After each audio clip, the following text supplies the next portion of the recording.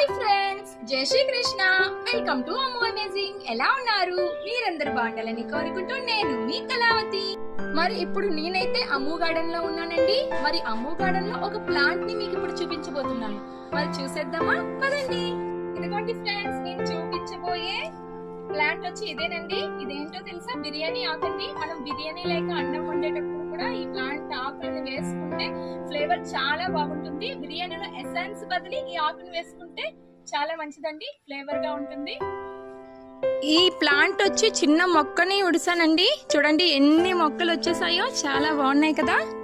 Okay friends, plant ని అయితే చూసేసారు కదా. ఈ ప్లాంట్ ని మీరు ఏమంటారో కమెంట్ బాక్స్ లో చెప్పండి. అలానే ఈ రోజు మా ఇంటి ముందు వేసిన రంగోలిని చూస్తూ కొన్ని మంచి మాటల్ని ఆలకించేయండి. జీవితంలో గెలుస్తామా ఓడిపోతామా అనేది ముఖ్యం కాదు.